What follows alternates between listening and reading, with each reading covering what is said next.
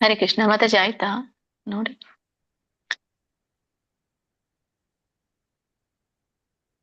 ಹರೇ ಕೃಷ್ಣ, ಕೇಳಿಸ್ತಾ ಇದೆಯಾ? ಕೇಳಿಸ್ತದೆ ಮಾತಾಜಿ. ಹಾ ಸರಿ. ಮಾತಾಜಿ ಆಗಲೇ ನೀವು ಮಾತಾಜಿ ಕೇಳಿದ್ರು. ನಾನ್ ಉತ್ತರಾಯಣ ಮಾತಾಡಿ ಯಾವಾಗ್ಲೂನು ಉತ್ತರಾಯಣ ಯಾವಾಗ್ಲೂನು ಸಂಕ್ರಾಂತಿ ಸಂಕ್ರಾಂತಿ ನಂತರ ದಿನಾನೇ ಪ್ರಾರಂಭ. ಉತ್ತರಾಯಣ. ಸಂಕ್ರಾಂತಿ ದಿನ ಜನವರಿ 14ಗೆನೆ ಯಾವಾಗ್ಲೂನು ಮಕರ ಸಂಕ್ರಾಂತಿ ಅಂತ ಕರಿತೀವಲ್ಲ, ಅದೇ ದಿನಾನೇನೆ ಉತ್ತರಾಯಣ ಪ್ರಾರಂಭ ಆಗುತ್ತೆ. ಆವಾಗ್ಲೇನೆ ಸೂರ್ಯ ತನ್ನ ಒಂದು ಮಾರ್ಗವನ್ನ ಬದಲಿಸ್ತಾನೆ ಅಂತ ಹೇಳ್ತೀವಲ್ಲ, ಅದು ಹೌದು. ಬಟ್ ಇದು ನಿನ್ನೆ ಏನ್ ಹೇಳಿದ್ದೇನೆ ಅದ್ ಹೇಳ್ತೇನೆ ನಾನು ಇನ್ನೊಮ್ಮೆ. ಅದು ನಾವು ಸಮಯ ಕಿಲ್ ಮಾಡೋದು ಬೇಡ ಅವ್ರಿಗೆ. ನಾನು ಇನ್ನೊಮ್ಮೆ ದಿನ ನಮಗೆ ವಿವರಿಸ್ತೇನೆ ಮತ್ತೆ. ಓಕೆ ಮತ್ತೆ. ಹರೇ ಕೃಷ್ಣ, ತಪ್ಪು ತಿಳ್ಕೊಬೇಡಿ ಮತ್ತೆ. ಧನ್ಯವಾದಗಳು. ತಪ್ಪಿಲ್ಲ, ಇದು ಸರಿನೇ. ಬಟ್ ಇದು ಯಾಕೆ ಹಾಗೆ, ಮಕರ ಸಂಕ್ರಾಂತಿ ದಿನ ಯಾಕೆ ಹಾಗೆ ಅನ್ನೋದನ್ನ ಹೇಳ್ತೇನೆ. ಓಕೆ, ಧನ್ಯವಾದ. ಹರೇ ಕೃಷ್ಣ. ಇಲ್ಲ ಸರಿ ಇದೆ, ನೀವು ಕೇಳ್ಬೇಕು ಪ್ರಶ್ನೆಗಳನ್ನ. ಮಾತಾಜಿ ಕಂಟಿನ್ಯೂ ಮಾಡಿ ಮಾತಾಜಿ. ಹರೇ ಕೃಷ್ಣ ಮಾತಾಜಿ. ಹರೇ ಕೃಷ್ಣ. ಮಾತಾಜಿ ನಾಗವೇಣಿ ಹೋಸ್ಟ್ ಬರ್ಲಿಲ್ಲ ಮಾತಾಜಿ. ಹೋಸ್ಟ್ ಕೋ-ಹೋಸ್ಟ್ ಆಗ್ಲಿಲ್ಲ ಮಾತಾಜಿ.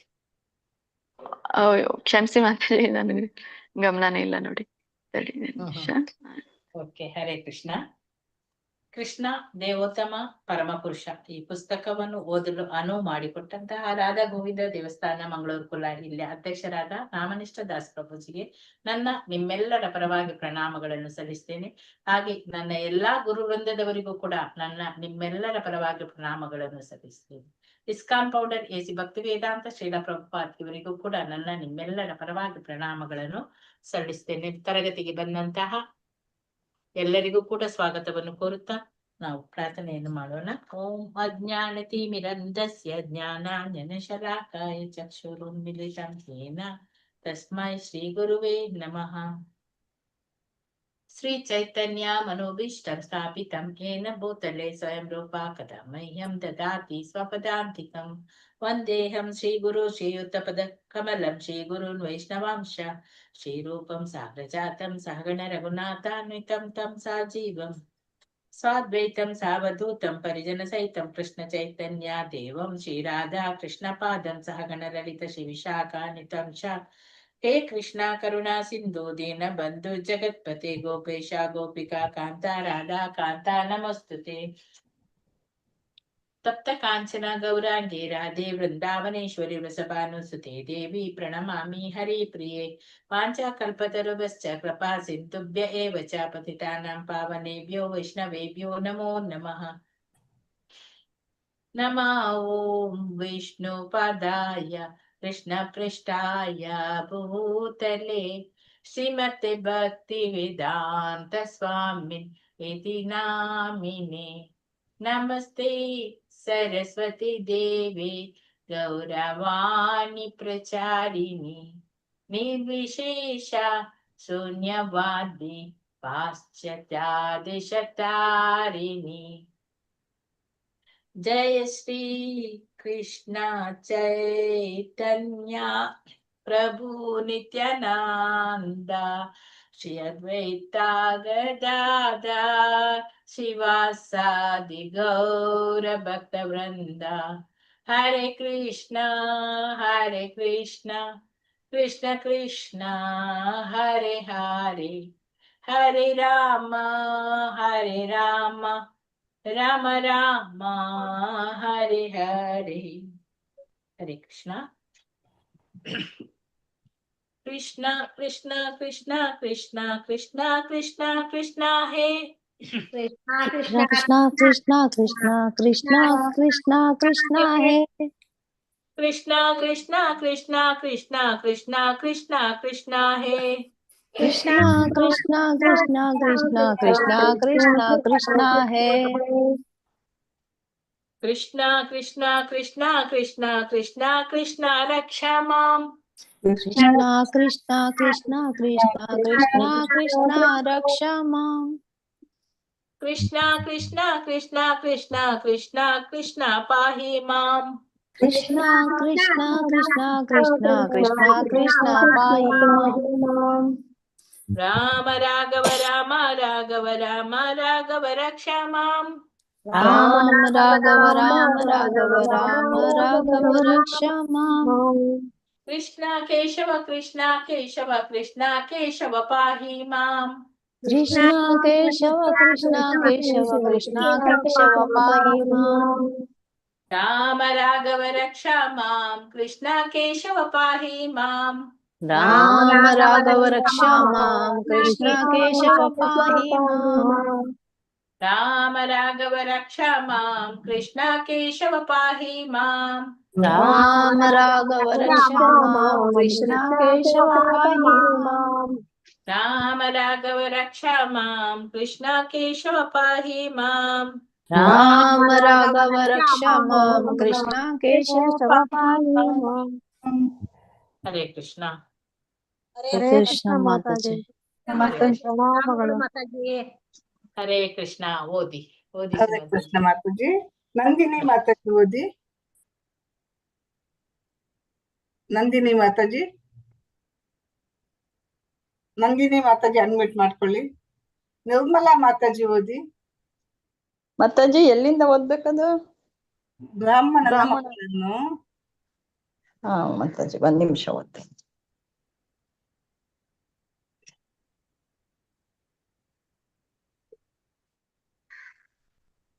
ಓದ್ತೀನಿ ಮಾತಾಜಿ.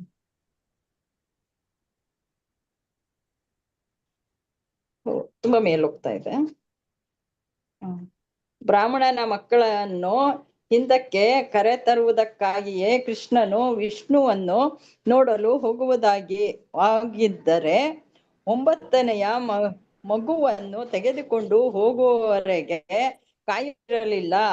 ಆದರೆ ಮಹಾವಿಷ್ಣುವು 9ನೆಯ ಮಗುವನ್ನು ತೆಗೆದುಕೊಂಡು ಹೋದಾಗ ಮತ್ತು ತನ್ನ ಭರವಸೆಯು ಸುಳ್ಳಾಗುತ್ತದೆ ಎಂದು ಅರ್ಜುನನನ್ನು ಅಗ್ನಿ ಪ್ರವೇಶ ಮಾಡಲು ಸಿದ್ಧನಾದಾಗ ಸನ್ನಿವೇಶವು ಗಂಭೀರವಾದುದರಿಂದ ಕೃಷ್ಣನು ಅರ್ಜುನನೊಂದಿಗೆ ಮಹಾವಿಷ್ಣುವನ್ನು ನೋಡಲು ಹೋಗುವುದಾಗಿ ತೀರ್ಮಾನಿಸಿದನು. ಅರ್ಜುನನು ನರನಾರಾಯಣನಿಂದ ಶಕ್ತಿಯನ್ನು ಪಡೆದು ಅವತಾರ ಎಂದು ಹೇಳುತ್ತಾರೆ. ಕೆಲವೊಮ್ಮೆ ಅವನನ್ನು ನಾರಾಯಣ ಎಂದು ಕರೆಯುತ್ತಾರೆ. ನಾರಾಯಣ ಅವತಾರವು ಮಹಾವಿಷ್ಣುವಿನ ಪೂರ್ಣ ವಿಸ್ತೃತ ರೂಪಗಳಲ್ಲಿ ಒಂದು. ಆದುದರಿಂದ ಕೃಷ್ಣಾರ್ಜುನರು ವಿಷ್ಣುವನ್ನು ನೋಡಲು ಹೋದಾಗ ಕೃಷ್ಣನು ದ್ವಾರಕೆಯಲ್ಲಿ ತನ್ನ ಲೀಲೆಗಳನ್ನು ತೋರಿಸಿದಾಗ ವಾಸುದೇವನಾಗಿ ತೋರಿದಂತೆ ನಾರಾಯಣನಾಗಿ ಅರ್ಜುನನನ್ನು ಹೋದ ಎಂದು ಅರ್ಥ ಮಾಡಿಕೊಳ್ಳಬೇಕು. ಆಧ್ಯಾತ್ಮಿಕ ನರನಾರಾಯಣ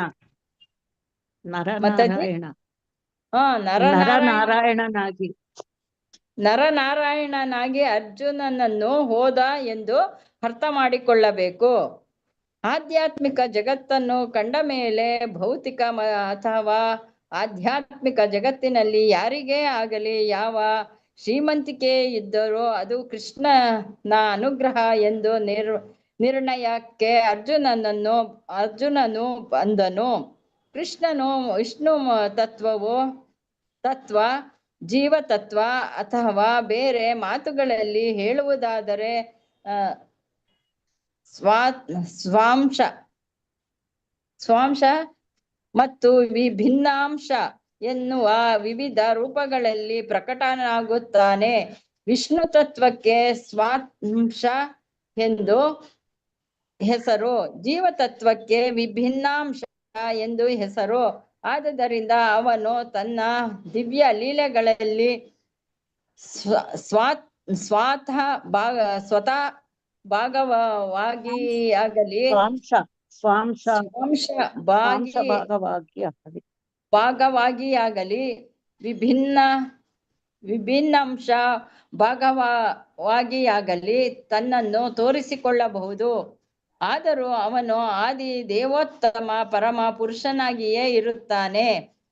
ಕೃಷ್ಣನ ಲೀಲೆಗಳ ಕಡೆಯ ಭಾಗವನ್ನು ಶ್ರೀಮದ್ ಭಾಗವತದ 10ನೆಯ ಸ್ಕಂದದ 9ನೆಯ ಅಧ್ಯಾಯದಲ್ಲಿ ಕಾಣುತ್ತೇವೆ. ಕೃಷ್ಣನು ಎಲ್ಲ ಬಗೆಯ ಶ್ರೀಮಂತಿಕೆಗಳೊಡನೆ ಹೇಗೆ ದ್ವಾರಕೆಯಲ್ಲಿ ಸುಖವಾಗಿದ್ದಾನೋ ಎನ್ನುವುದನ್ನು ಈ ಅಧ್ಯಾಯದಲ್ಲಿ ವಿವರಿಸಲು ಶುಕ ಮುನಿಗಳು ಬಯಸಿದರು. ಕೃಷ್ಣನ ವಿವಿಧ ಲೀಲೆಗಳಲ್ಲಿ ಅವನ ಬಲದ ಶ್ರೀಮಂತಿಕೆಯು ಆಗಲೇ ಪ್ರಕಟವಾಗಿದೆ.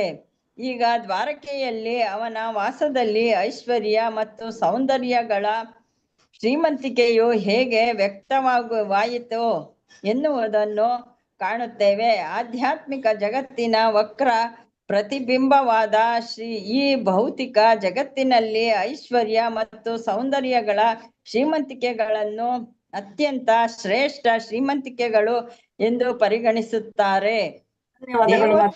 ಧನ್ಯವಾದಗಳು ಮಾತಾಜಿ, ಧನ್ಯವಾದಗಳು. ಧನ್ಯವಾದಗಳು ಮಾತಾಜಿ. ಪಾರ್ವತಮ್ಮ ಮಾತಾಜಿ ಓದಿ.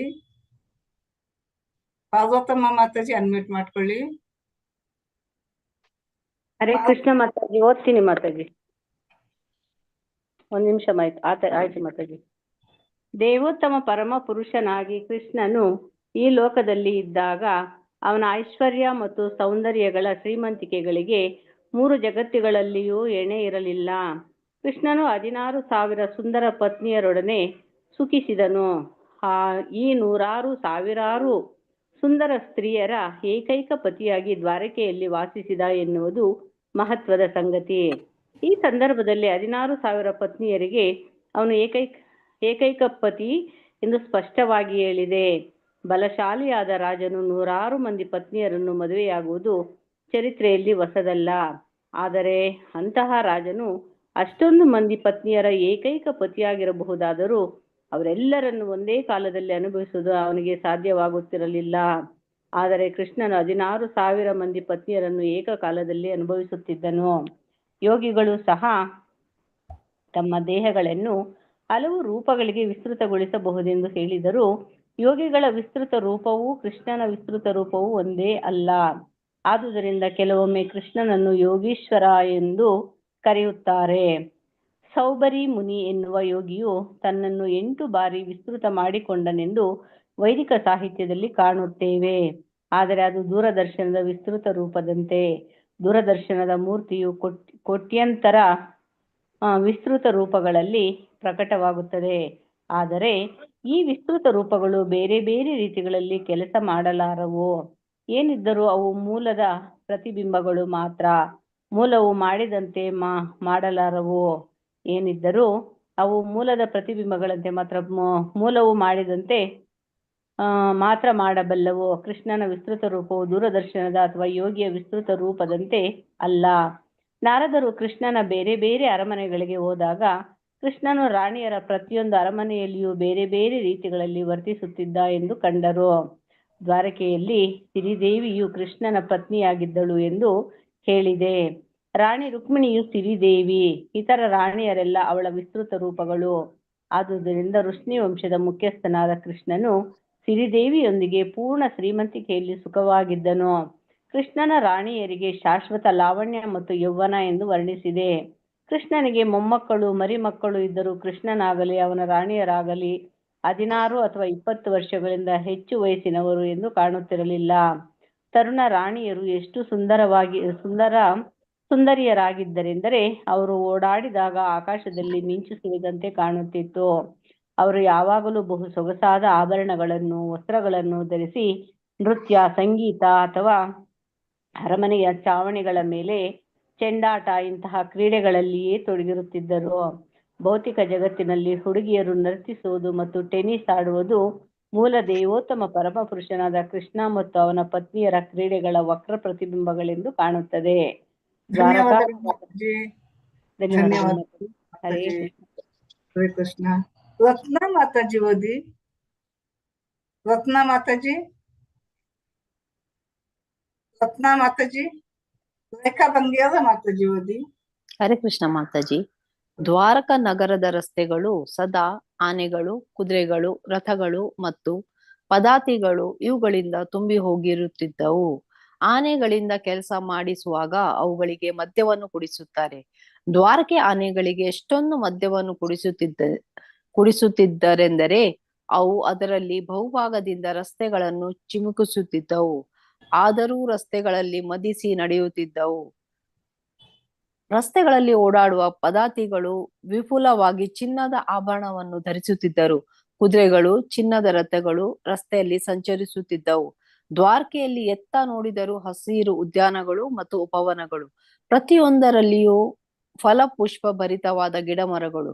ಇಷ್ಟೊಂದು ಸೊಗಸಾದ ಗಿಡಮರಗಳಿದ್ದುದರಿಂದ ಮಧುರವಾದ ಚಿಲಿಪಿಲಿಗುಟ್ಟುವ ಪಕ್ಷಿಗಳು, ಝೇಂಕರಿಸುವ ದುಂಬಿಗಳು ಹಿತವಾದ ನಾದವನ್ನು ಮಾಡುತ್ತಿದ್ದವು. ಹೀಗೆ ದ್ವಾರಕಾ ನಗರವು ಶ್ರೀಮಂತಿಕೆಯಿಂದ ಮೆರೆದಿತ್ತು. ಯದುವೀರರು ತಾವು ನಗರದ ಅತ್ಯಂತ ಭಾಗ್ಯಶಾಲಿ ನಿವಾಸಿಗಳು ಎಂದು ಭಾವಿಸಿಕೊಂಡಿದ್ದರು. ವಾಸ್ತವವಾಗಿ ಅವರು ಅಲೌಕಿಕ ಸೌಲಭ್ಯಗಳನ್ನು ಸವಿಸುತ್ತಿದ್ದರು. ಕೃಷ್ಣರ ರಾಣಿಯರ 16,000 ಅರಮನೆಗಳು ಈ ಸುಂದರ ದ್ವಾರಕ ನಗರದಲ್ಲಿದ್ದವು. ಈ ಎಲ್ಲ ಸುಖಗಳ ಪರಮ ಶಾಶ್ವತ ಭೋಗಿಯಾದ ಕೃಷ್ಣನು 16,000 ವಿಸ್ತೃತ ರೂಪಗಳಲ್ಲಿ 16,000 ಅರಮನೆಗಳಲ್ಲಿ ಏಕಕಾಲದಲ್ಲಿ ವಿವಿಧ ಕೌಟುಂಬಿಕ ಜೀವನದ ರೀತಿಗಳಲ್ಲಿ ತೊಡಗಿದ್ದನು. ಪ್ರತಿಯೊಂದು ಅರಮನೆಯಲ್ಲಿಯೂ ಸುಂದರವಾಗಿ ಅಲಂಕೃತವಾಗಿದ್ದ ಉಪವನಗಳು, ಕೊಳಗಳು ಇದ್ದವು. ಕೊಳಗಳ ಸ್ಫುಟವಾದ ನೀರಿನಲ್ಲಿ ನೀಲಿ, ಹಳದಿ, ಬಿಳಿ ಮತ್ತು ಕೆಂಪು ಇಂತಹ ನಾನಾ ಬಣ್ಣಗಳ ವಿಕಸಿತ ಕಮಲಗಳಿದ್ದವು. ಕಮಲಗಳ ಕೇಸರಿ ಹುಡಿಯನ್ನು ಸುಳಿಗಾಳಿಯು ಸುತ್ತ ಹಾರಿಸುತ್ತಿತ್ತು. ಎಲ್ಲ ಕೊಳಗಳಲ್ಲಿಯೂ ಸುಂದರ ಹಂಸಗಳು, ಬಾತುಕೋಳಿಗಳು, ಬಕಪಕ್ಷಿಗಳು ಆಗಾಗ ಮಧುರವಾದ ಶಬ್ದಗಳನ್ನು ಮಾಡುತ್ತಿದ್ದವು. ಒಮ್ಮೊಮ್ಮೆ ಕೃಷ್ಣನು ತನ್ನ ಪತ್ನಿಯರೊಂದಿಗೆ ಆ ಕೊಳಗಳಲ್ಲಿ ಅಥವಾ ನದಿಗಳಲ್ಲಿ ಪ್ರವೇಶಿಸಿ ತುಂಬು ಸಂಭ್ರಮದಿಂದ ಈಜುವ ಕ್ರೀಡೆಗಳಲ್ಲಿ ಮಗ್ನನಾಗಿರುತ್ತಿದ್ದನು. ಕೆಲವೊಮ್ಮೆ ಸಿರಿದೇವಿಯರಾಗಿದ್ದ ಕೃಷ್ಣನ ಪತ್ನಿಯರು ಈಜುವಾಗ ಅಥವಾ ಸ್ನಾನ ಮಾಡುವಾಗ ನೀರಿನಲ್ಲಿಯೇ ಪ್ರಭುವನ್ನು ಅಲಂಗಿಸಿಕೊಳ್ಳುತ್ತಿದ್ದರು. ಅವರ ಸ್ತನಗಳ ಸೌಂದರ್ಯವನ್ನು ಅಲಂಕರಿಸಿದ್ದ ಕುಂಕುಮವು ಪ್ರಭುವಿನ ಎದೆಯನ್ನು ಕೆಂಪು ಬಣ್ಣದಿಂದ ಅಲಂಕರಿಸುತ್ತಿತ್ತು. ಹರೇ ಕೃಷ್ಣ ಮಾತಾಜಿ, ಧನ್ಯವಾದಗಳು. ಶ್ರುತಿ ಎಸ್.ಜೆ. ಮಾತಾಜಿ ಓದಿ. ಶ್ರುತಿ ಮಾತಾಜಿ. ಶ್ರುತಿ ಮಾತಾಜಿ ಹರೇ ಕೃಷ್ಣ ಮಾತಾಜಿ. ಓದಿ. ಆಧ್ಯಾತ್ಮಿಕ ಜಗತ್ತಿನಲ್ಲಿ ಈ ಬಗೆಯ ಆಮೋದಗಳುಂಟು ಎಂದು ನಂಬುವಷ್ಟು ಧೈರ್ಯ ನಿರಾಕಾರವಾದಿಗಳಿಗೆ ಇಲ್ಲ. ಆದರೆ ಆಧ್ಯಾತ್ಮಿಕ ಜಗತ್ತಿನಲ್ಲಿ ವಾಸ್ತವವಾದ ಮತ್ತು ಸದಾ ಆನಂದಮಯವಾದ ಅಮೋಧ ಉಂಟು ಎನ್ನುವುದನ್ನು ತೋರಿಸಿಕೊಡಲು ಕೃಷ್ಣನು ಈ ಲೋಕಕ್ಕೆ ಬಂದನು. ಆಧ್ಯಾತ್ಮಿಕ ಜಗತ್ತಿನಲ್ಲಿ ಇಂತಹ ಸುಖ ಸಂತೋಷಗಳು ಇಲ್ಲದೇ ಇಲ್ಲ ಎನ್ನುವುದನ್ನು ತೋರಿಸಿದನು. ಒಂದೇ ಒಂದು ವ್ಯತ್ಯಾಸವೆಂದರೆ ಆಧ್ಯಾತ್ಮಿಕ ಜಗತ್ತಿನಲ್ಲಿ ಇಂತಹ ಅಮೋದಗಳು ಶಾಶ್ವತವಾದವು ಮತ್ತು ಕೊನೆಯಿಲ್ಲದವು. ಆದರೆ ಭೌತಿಕ ಜಗತ್ತಿನಲ್ಲಿ ಅವು ಅಶಾಶ್ವತವಾದ ವಕ್ರ ಪ್ರತಿಬಿಂಬಗಳು ಮಾತ್ರ. ಕೃಷ್ಣನು ಇಂತಹ ಸಂತೋಷದಲ್ಲಿ ಮಗ್ನನಾಗಿದ್ದಾಗ ಗಂಧರ್ವರು ಹಾಗೂ ಗಾಯಕರು ಮೃದಂಗಗಳು, ನಗಾರಿಗಳು, ತಬಲಗಳು, ತಂತಿ ವಾದ್ಯಗಳು ಮತ್ತು ಹಿತ್ತಾಳೆ ಕಹಳೆಗಳು ಇವುಗಳ ನಾದಗಳಿಂದ ಕೂಡಿದ ಸುಮಧುರ ಮೇಳಗಳಿಂದ ಪ್ರಭುವಿನ ಮಹಿಮೆಯನ್ನು ಸಾರುತ್ತಿದ್ದರು. ಇಡೀ ವಾತಾವರಣವು ಹಬ್ಬದ ಉತ್ಸವದಂತಾಗುತ್ತಿತ್ತು. ಉತ್ಸವದ ಸಂಭ್ರಮದಲ್ಲಿ ಪ್ರಭುವಿನ ಪತ್ನಿಯರು ಕೆಲವೊಮ್ಮೆ ಪಿಚಕಾರಿಯಂತಹ ಸಾಧನದಿಂದ ಪ್ರಭುವಿನ ದೇಹಕ್ಕೆ ನೀರನ್ನು ಎರಚುತ್ತಿದ್ದರು. ಪ್ರಭುವು ಸಹ ಹೀಗೆ ರಾಣಿಯರ ದೇಹಗಳಿಗೆ ನೀರನ್ನು ಎರಚುತ್ತಿದ್ದನು. ಕೃಷ್ಣನ ರಾಣಿಯರು ಇಂತಹ ಮನರಂಜನೆಯಲ್ಲಿ ಮಗ್ನರಾದಾಗ ಸ್ವರ್ಗದ ರಾಜ ಯಕ್ಷರಾಜನೇ ತನ್ನ ಅನೇಕ ಮಂದಿ ಪತ್ನಿಯರೊಡನೆ ಕ್ರೀಡೆಯಲ್ಲಿ ನಿರತನಾಗಿದ್ದ ಎನ್ನುವಂತೆ ಕಾಣುತ್ತಿತ್ತು. ಯಕ್ಷರಾಜನಿಗೆ ಕುಬೇರ ಎಂದು ಹೆಸರು. ಅವನು ಸ್ವರ್ಗದ ಕೋಶಾಧಿಕಾರಿ ಎಂದು ಹೇಳುತ್ತಾರೆ. ಕೃಷ್ಣನ ಪತ್ನಿಯರು ಹೀಗೆ ಒದ್ದೆಯಾದಾಗ ಅವರ ಸ್ತನಗಳ ಮತ್ತು ತೊಡೆಗಳ ಸೌಂದರ್ಯವು 1000 ಮಡಿಯಾಯಿತು. ಅವರ ದೀರ್ಘ ಕೇಶವು ಈ ಅಂಗಾಂಗಗಳನ್ನು ಅಲಂಕರಿಸಲು ಇಳಿಬಿದ್ದಿತ್ತು. ಅವರ ಕೂದಲಿನಲ್ಲಿದ್ದ ಸುಂದರ ಪುಷ್ಪಗಳು ಕೆಳಕ್ಕೆ ಬೀಳುತ್ತಿದ್ದವು.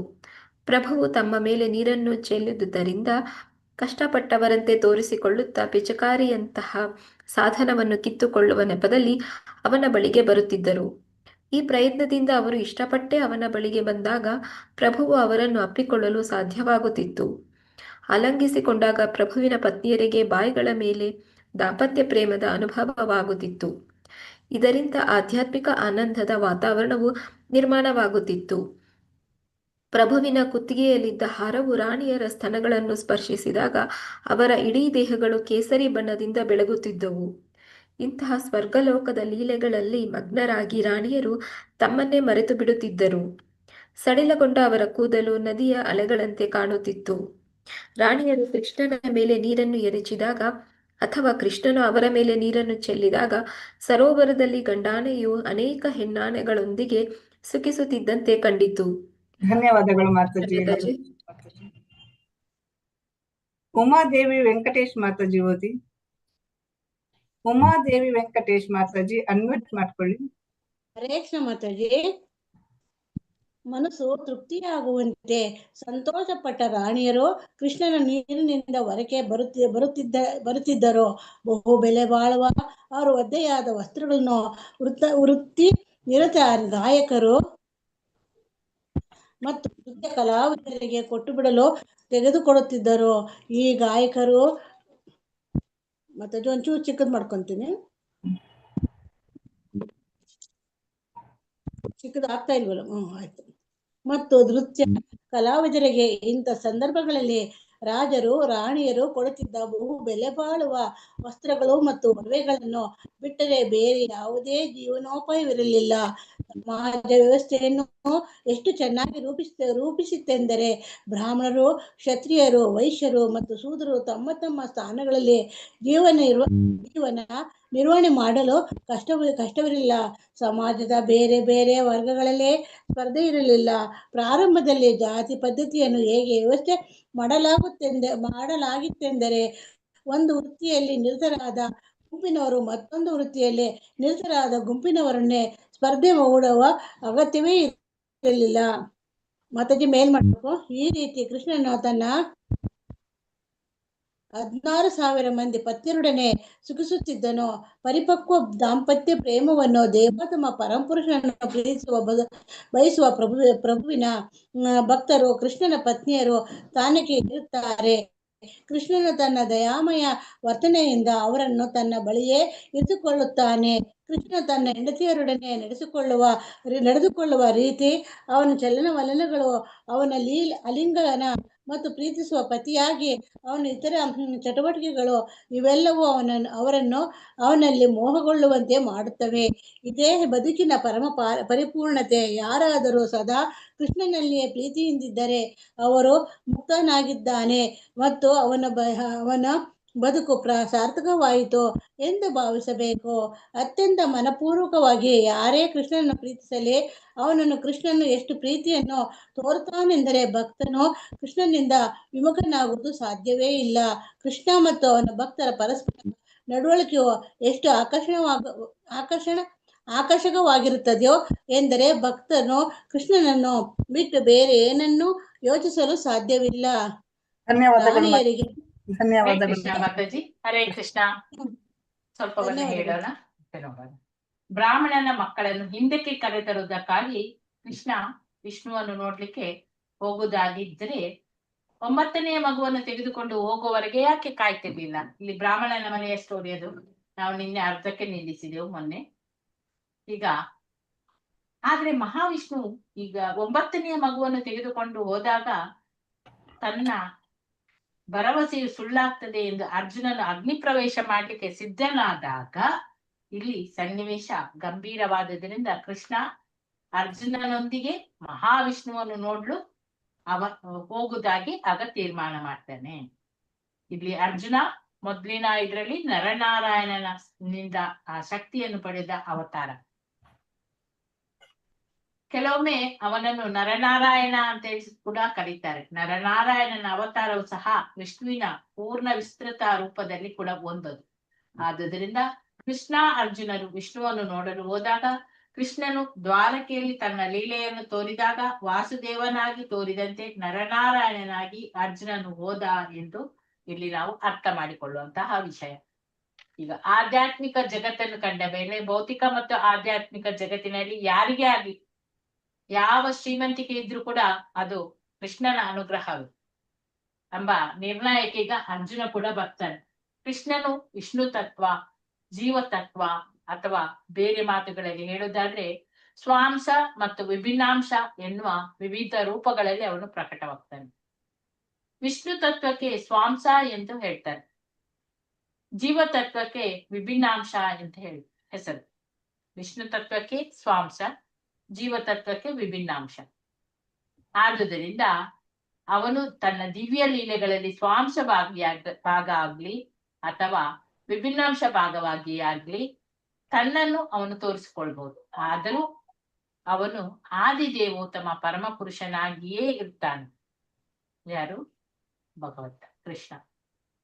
ಕೃಷ್ಣನ ಈ ಲೀಲೆಗಳ ಕಡೆಯ ಭಾಗವನ್ನು ಶ್ರೀಮದ್ ಭಾಗವತದ 10ನೇ ಸ್ಕಂದದ 90ನೆಯ ಅಧ್ಯಾಯದಲ್ಲಿ ಅದನ್ನು ನಾವು ಕಾಣ್ತೀವಿ. ಕೃಷ್ಣನ ಎಲ್ಲಾ ಬಗೆಯ ಶ್ರೀಮಂತಿಕೆಗಳೊಡನೆ ಹೇಗೆ ದ್ವಾರಕೆಯಲ್ಲಿ ಸುಖವಾಗಿ ಇದ್ದ ಎನ್ನುವುದನ್ನು ಕೂಡ ಈ ಅಧ್ಯಾಯದಲ್ಲಿ ವಿವರಿಸಲಿಕ್ಕೆ ಸುಖಮುನಿಗಳು ಇಚ್ಛೆ ಮಾಡ್ತಾರೆ.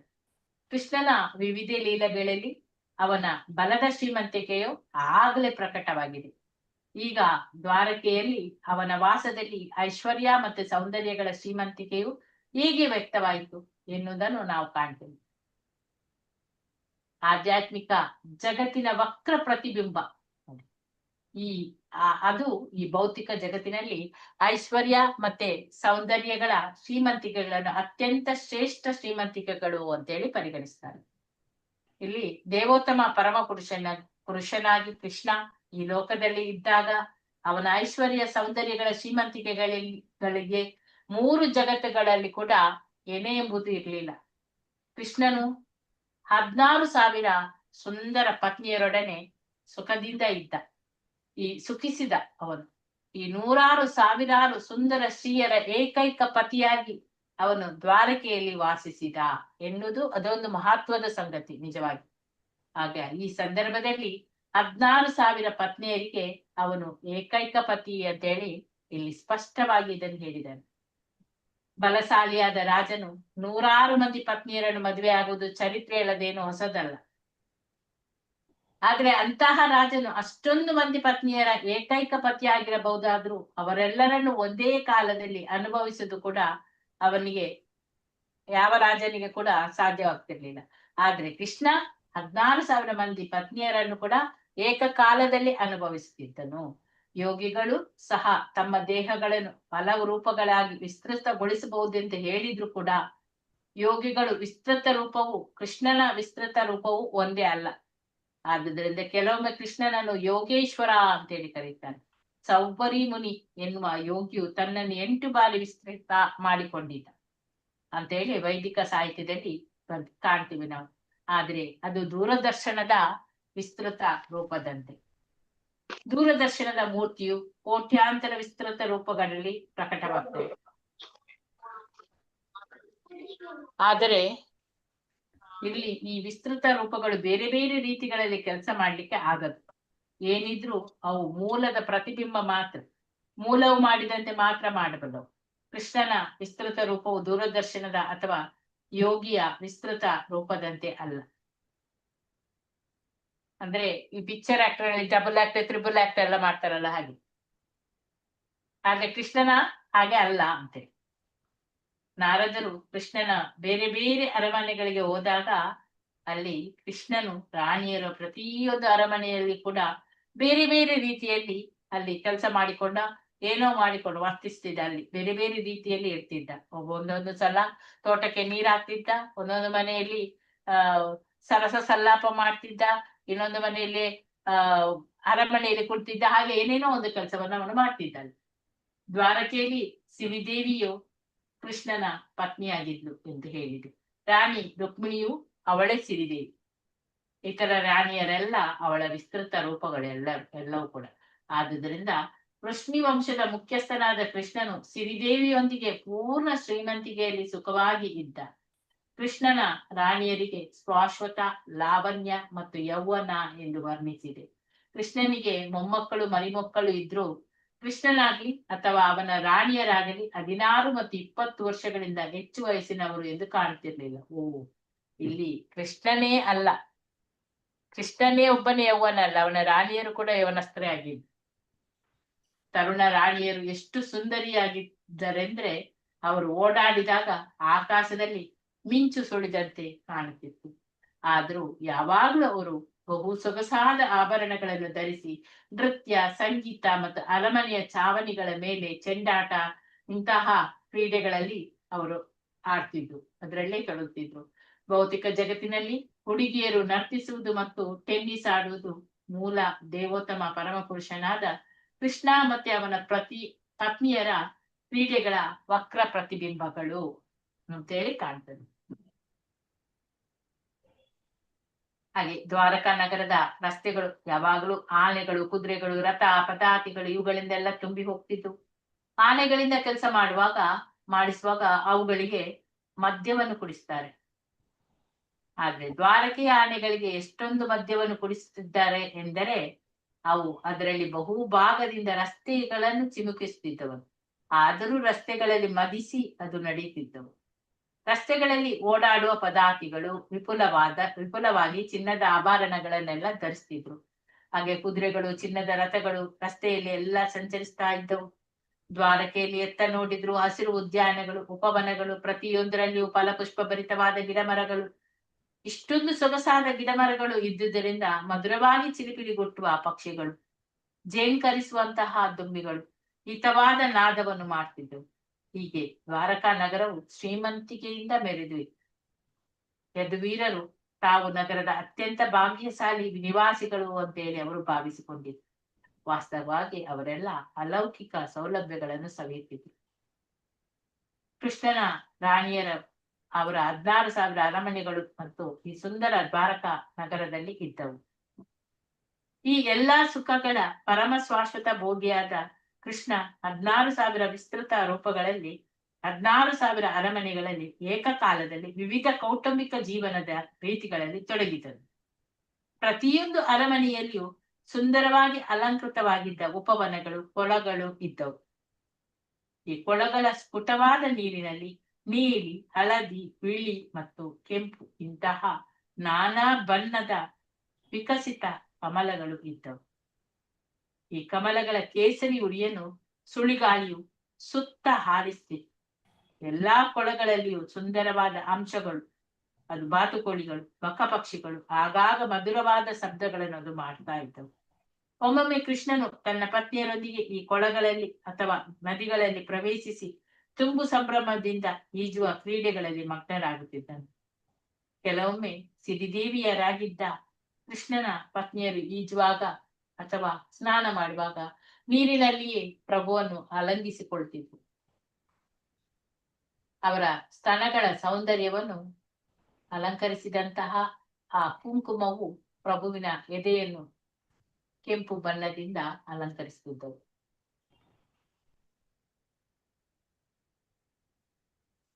ಈ ಆಧ್ಯಾತ್ಮಿಕ ಜಗತ್ತಿನಲ್ಲಿ ಈ ಬಗೆಯ ಅಮೋದಗಳು ಉಂಟು ಎಂದು ನಂಬುವಷ್ಟು ಧೈರ್ಯ ನಿರಾಕಾರವಾದಿಗಳಿಗೆ ಇರಲಿಲ್ಲ. ಅವರು ಆಧ್ಯಾತ್ಮಿಕ ಜಗತ್ತಿನಲ್ಲಿ ವಾಸ್ತವವಾದ ಅಥವಾ ಸದಾ ಆನಂದದಲ್ಲಿ ಮಯವಾದ ಅಮೋದ ಒಂದು ಉಂಟು ಅಂತ ತೋರಿಸಿಕೊಂಡಿಕ್ಕೆ ಕೃಷ್ಣನು ಈ ಲೋಕಕ್ಕೆ ಬಂದ. ಈ ಆಧ್ಯಾತ್ಮಿಕ ಜಗತ್ತಿನಲ್ಲಿ ಇಂತಹ ಸುಖ ಸಂತೋಷಗಳು ಇಲ್ಲದೇ ಇಲ್ಲ ಎನ್ನುವುದನ್ನಲ್ಲಿ ತೋರಿಸ್ತಾನೆ. ಒಂದೇ ಒಂದು ವ್ಯತ್ಯಾಸ ಏನು ಅಂತ ಹೇಳಿದ್ರೆ, ಆಧ್ಯಾತ್ಮಿಕ ಜಗತ್ತಿನಲ್ಲಿ ಇಂತಹ ಅಮೋದಗಳು ಅಲ್ಲಿ ಶಾಶ್ವತವಾಗಿ ಇದ್ದದು, ಮತ್ತೆ ಅದಕ್ಕೆ ಕೊನೆ ಎಂಬುದೇ ಇಲ್ಲ ಅಲ್ಲಿ ಆಧ್ಯಾತ್ಮಿಕ ಜಗತ್ತಿನಲ್ಲಿ. ಈ ಭೌತಿಕ ಜಗತ್ತಿನಲ್ಲಿ ಮಾತ್ರ ಅಶಾಶ್ವತವಾದ ಈ ವಕ್ರ ಪ್ರತಿಬಿಂಬಗಳು ಮಾತ್ರ ಇರುವಂಥದ್ದು.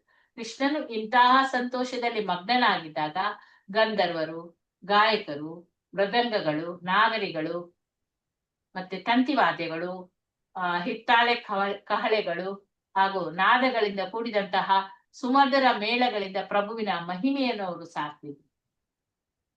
ಆಗ ಇಡೀ ವಾತಾವರಣ ಹಬ್ಬದ ಹಾಗೆ ಕಾಣ್ತಿತ್ತು. ಉತ್ಸವದ ಸಂದರ್ಭದಲ್ಲಿ ಪ್ರಭುವಿನ ಪತ್ನಿಯರೆಲ್ಲ ಕೆಲವೊಮ್ಮೆ ಪಿಚಕರಿ ಅಂತ ಈ ಹೋಲಿ ಎಲ್ಲ ಹಾಡುವಾಗ ಮಾಡ್ತಾರಲ್ಲ, ಅಂತಹ ಸಾಧನದಿಂದ ಪ್ರಭುವಿನ ದೇಹಕ್ಕೆ ನೀರನ್ನು ಎರಚುತ್ತಿದ್ದರು. ಪ್ರಭು ಸಹ ಹೀಗೆ ರಾಣಿಯರ ದೇಹಗಳಿಗೆ ನೀರನ್ನು ಹಾಕ್ತಿದ್ದ. ಈ ಕೃಷ್ಣನ ರಾಣಿಯರು ಇಂತಹ ಮನರಂಜನೆಯಲ್ಲಿ ಮಗ್ನರಾದಾಗ ಸ್ವರ್ಗದ ರಾಜ ಯಕ್ಷರಾಜನೇ ತನ್ನ ಅನೇಕ ಮಂದಿ ಪತ್ನಿಯರೊಡನೆ ಕ್ರೀಡೆಯಲ್ಲಿ ನಿರತನಾಗಿದ್ದ ಎನ್ನುವಂತೆ ಅಲ್ಲಿ ಕಾಣ್ತಿತ್ತು. ಯಕ್ಷರಾಜ ಅಂದ್ರೆ ಕುಬೇರ, ಅವನು ಸ್ವರ್ಗದ ಕೋಶಾಧಿಕಾರಿ ಅಂತ ಹೇಳ್ತಾರೆ, ಕ್ಯಾಶಿಯರ್.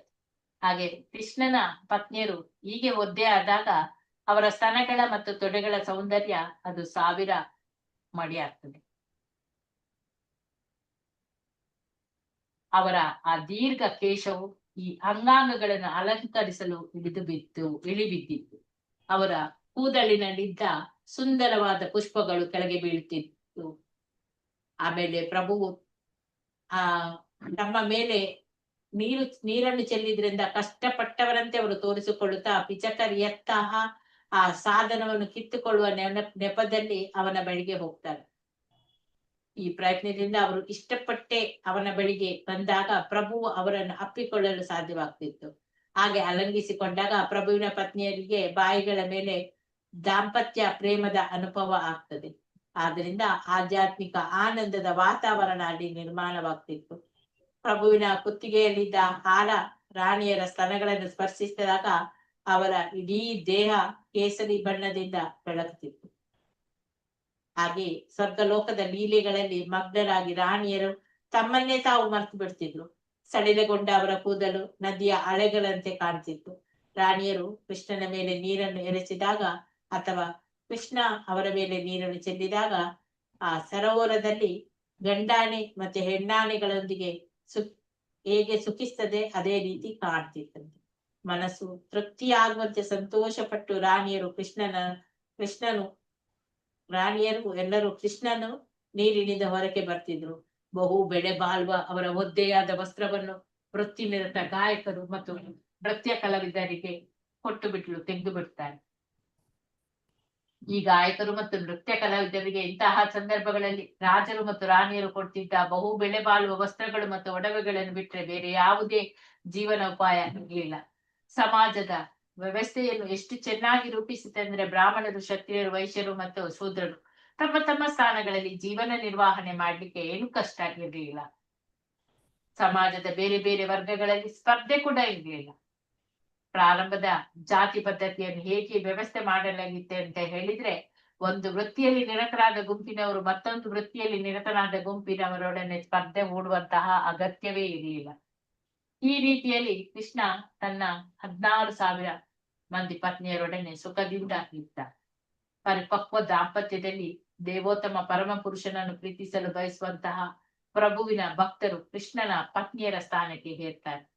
ಕೃಷ್ಣನು ತನ್ನ ದಯಮಯ ವರ್ತನೆಯಿಂದ ಅವರನ್ನು ತನ್ನ ಬಳಿಯೇ ಇರಿಸಿಕೊಳ್ಳುತ್ತಾನೆ.